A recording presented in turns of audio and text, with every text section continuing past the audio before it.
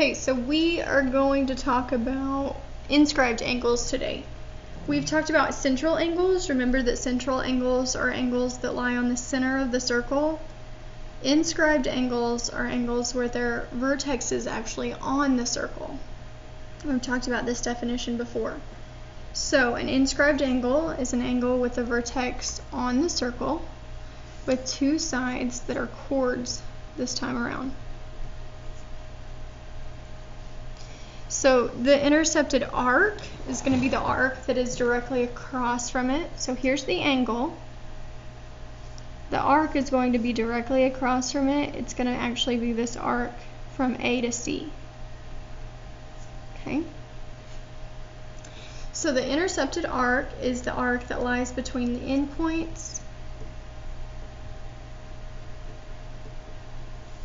of an inscribed angle.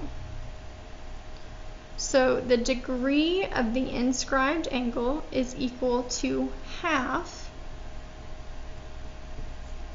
the measure of the intercepted arc. So the arc is going to be twice as big as the angle. So this angle right here is only half of the arc that it's across from. So where the central angle and its arc are congruent, the inscribed angle is only half of the arc that it is across from. Okay? So let's see what happens when we intercept a diameter. So if an inscribed angle intercepts a diameter, then it is a right angle. Okay? So if you look at here, look at this, we are going to look at the angle BAC. So this angle BAC is the one we're looking at. So if you pay attention to the arc that it's across from this arc from B to C,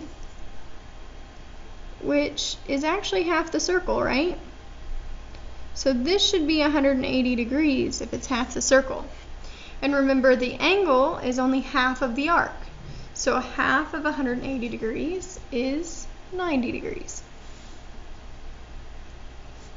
Okay. Let's see what happens when we overlap our arcs.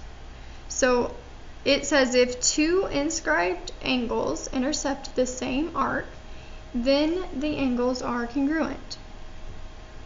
If they will map to the same arc, then they're going to be the same angle, which makes sense. So let's look. It says angle ABD. Let's pay attention to that angle. Angle ABD. Right here, this is this angle. If you pay attention to where the endpoints are of its arc, that would be the arc AD. Well, you can follow two different lines back to another angle that will lead to that same arc. So if you follow these endpoints to this other angle, these two angles here and here, B and C, they should be the same angle. So angle ABD should be congruent to angle ACD as well, because they have the same endpoints. They'll lead to the same arc. Okay, so let's look at some examples. So we're going to skip around like we usually do. Let's look at number 1. It wants the angle WXY. So WXY is this angle here. So its arc is 62 degrees. So remember, the arc is half the angle. Okay? Other way around, I'm sorry. The angle is half the arc. So I'm going to write that at the bottom of my page. The angle is equal to half the arc. Okay? I'm going to write it at the bottom of the page so that I have that. So if my arc is 62 degrees, I'm going to cut it in half to find the angle. So that would leave me with 31 degrees. Okay. So now let's look at number 2. It asks me for the arc DGF. So this arc DGF It's directly across from the angle. So I'm kind of working backwards here. I'm going to take the angle this time and multiply it by 2 to get the arc. So I'd get 226 degrees. Okay. Number 3, I'm looking for the angle PQR, so this angle right here. If you use the endpoints, you see that the arc is actually half the circle, so you know that's 180 degrees. I'm going to take that 180 and divide by 2 to find the angle. So you would get 90 degrees. Oops. Let's look at number 4. So I'm looking for this arc from B to C, but I don't know anything about it yet, so I'm going to leave it alone for the time being. I am going to focus on the arc that I can find. I can find this arc from A to C because it's directly across from the angle given. So I just need to take the angle and multiply it by 2 to get the arc.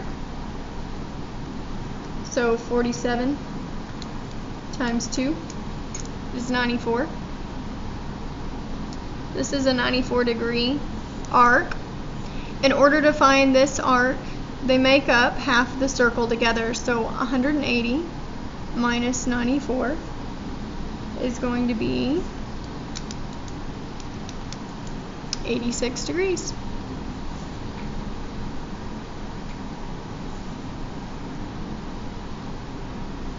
Okay, let's look at number 5.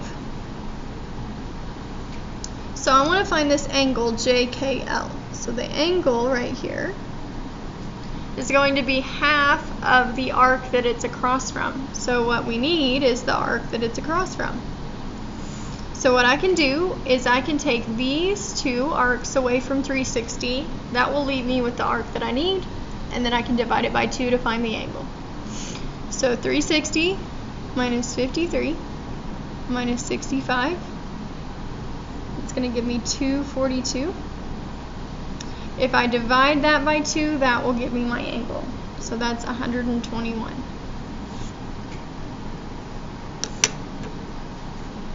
Okay, let's go on to the next one. The next one is an example of the overlapping arcs. So on number 6, I want to find the angle RST. I'm going to go ahead and mark that. RST is right here. And I also want to find the angle RUT. So let's see about the arc that those will lead us to. So this angle RST, it has endpoints at R, it has endpoints at T. So it'll lead me back to this arc. And this angle has the same endpoints. It'll lead me back to the same arc. So let's find out what that arc is. Let's take away all of the other arcs from 360.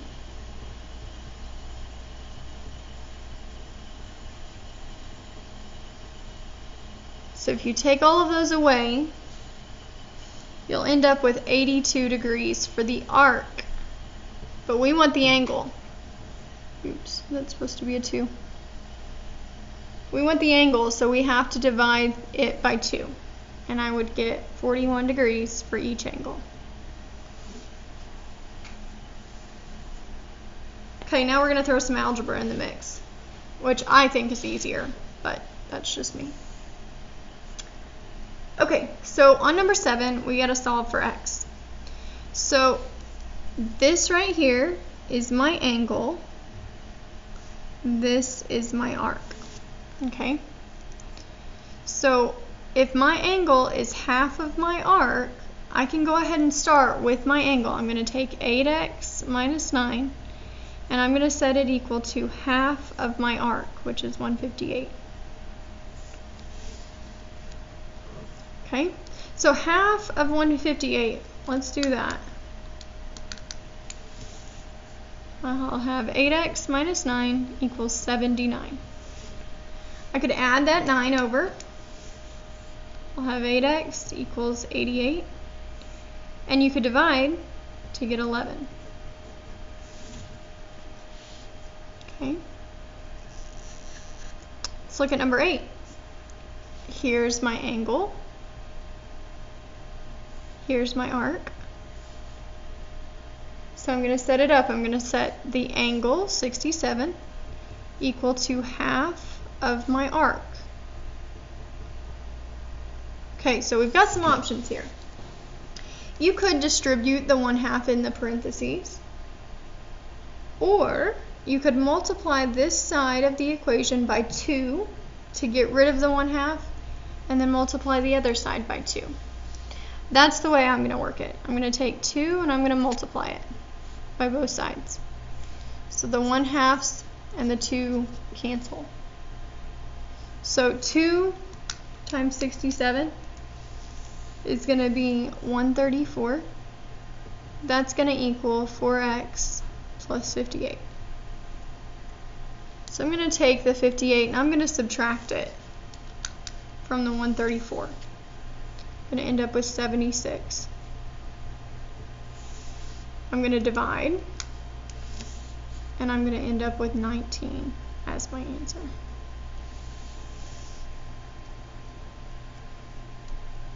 Okay. Make sure you have that written. We're going to go on to the next page. Okay, I'm going to let you solve number 9. I'm going to look at number 10. We want to solve for x here. So I have this angle, I have this angle. The easiest thing I see to do is take these angles in this triangle and add them together to be 180, but I don't know this one yet. But I do have the endpoints leading me to an arc here that's 78 degrees. So what I would need to do is take that 78 and divide by 2 to get the angle, which would be 39. So now I have the information that I need. I'm going to take all 3 of these and add them together.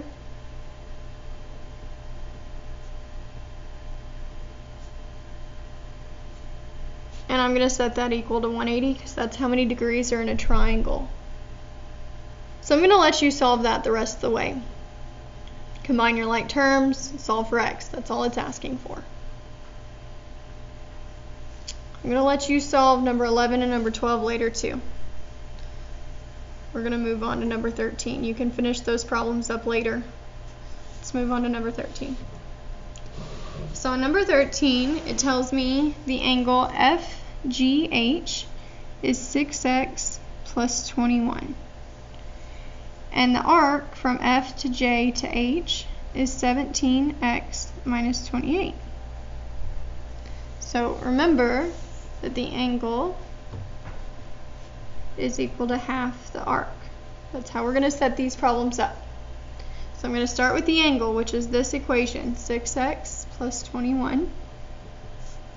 I'm going to set it equal to half of the arc, which is 17x minus 28. So I'm going to start by getting rid of the 1/2. I'm going to multiply by 2 to both sides. So if I multiply this side by 2, I end up having to distribute. So I'm going to go ahead and distribute the 2 into this equation. I'll have 12x plus 42 equals 17x minus 28. I'm going to move my 12x over because it's my smaller x by subtraction. So 42 equals 5x minus 28. I'm going to add the 28 over. So take 42 plus 28, you get 70. If I divide by 5, I get 14. But I want the arc, FJH, so I have to plug it into the equation. 17 times 14 minus 28 is going to give me 210 degrees.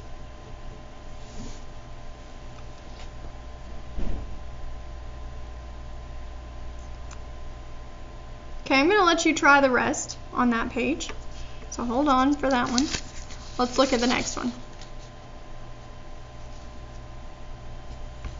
Okay, the next page says inscribed quadrilaterals. So, if a quadrilateral is inscribed in a circle, then its opposite angles are supplementary.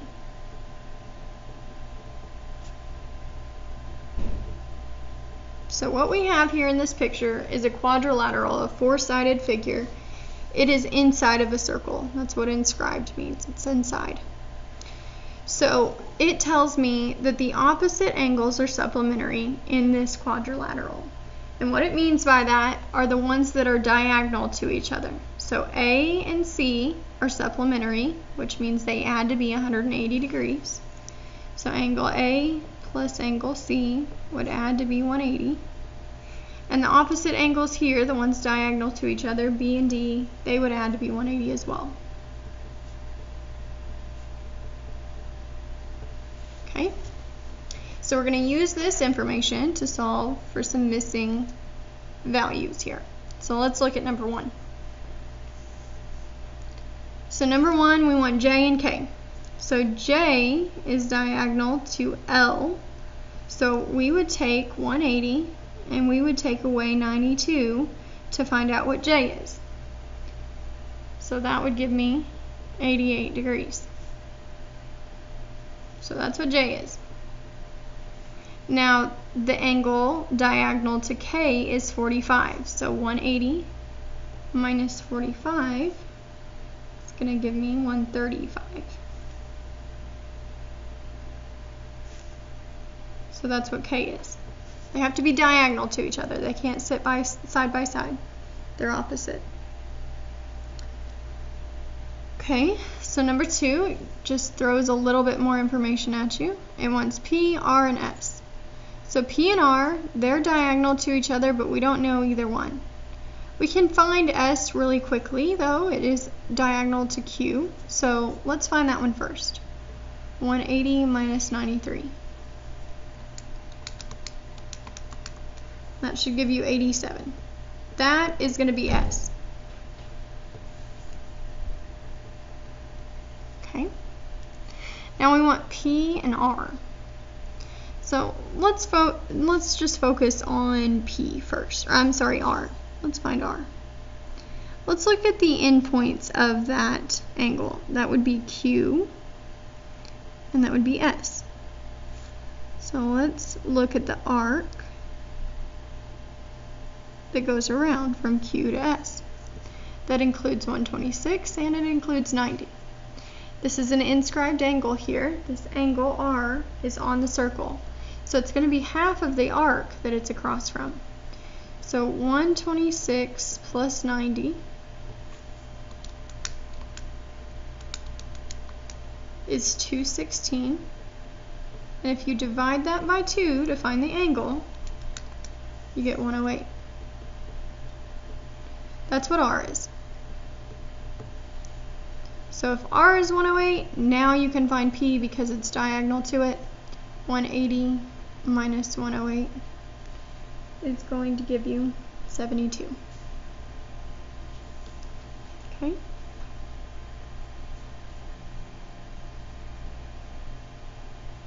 Okay, I'm going to let you figure out 3 and 4. Let's look at a couple more. Let's look at number 5. These angles are opposite to each other, so they are supplementary. They'll add together to be 180. So 9x minus 5 plus 68 equals 180. Let's combine our like terms and start to solve. So 180 minus 63 and divide. So x is going to be 13.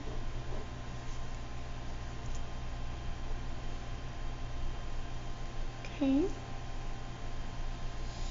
Let's look at number 7. So it tells me to solve for x again. It gives me this angle L. The one opposite to it would be N, but we don't know what it is. So let's use the endpoints. Let's use the arc to help us. So the endpoints are O, it's going to go around to M. So that includes the 91 and the 135. Let's add those and see what that gives me. Gives me 226. That's the arc, so the angle is going to be half. So 113 is the angle. So now that I have both of these angles, I can add them together. They're supplementary.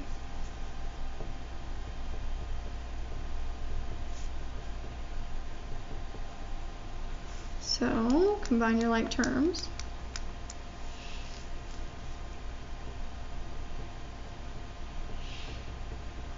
Subtract, divide, you can solve. Subtract the 90 from the 180, you get 90 again. And then divide by 15. You get 6.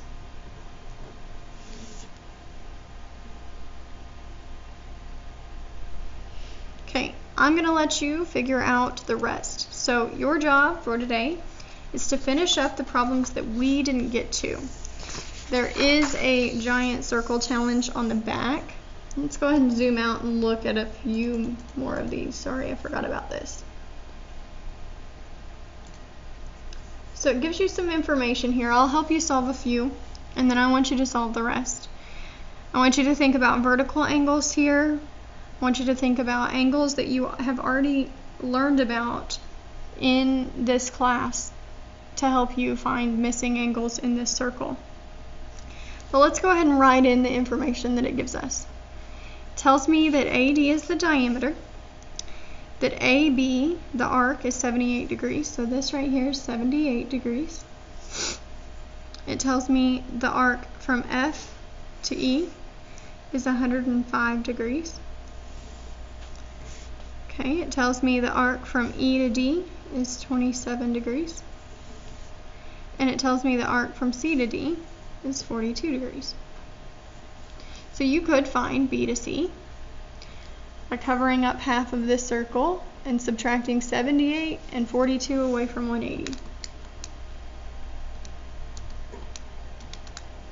That'll leave you with the arc from B to C. You could do the same for A to F.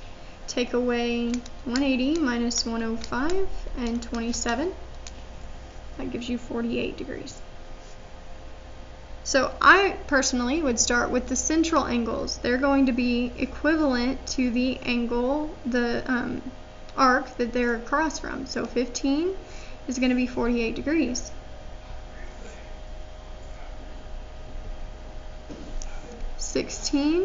Follow the endpoints, should be 105 degrees.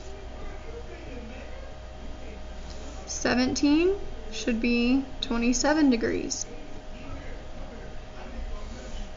Now if you look, you don't have any more central angles. There's no more around the center, so you can't use that anymore.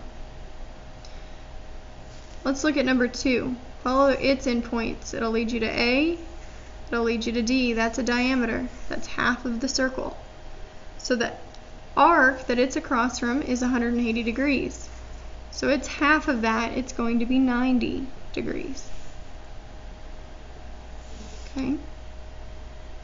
Look at 1. Look at the endpoints here. It's B and C. It's going to be half of that arc. 60 divided by 2 is 30. Okay. That's how you're going to start to solve these problems. So I want you to finish up the rest of these pages. Anything that we left blank, it's your job to finish. Make sure you're quiet and working.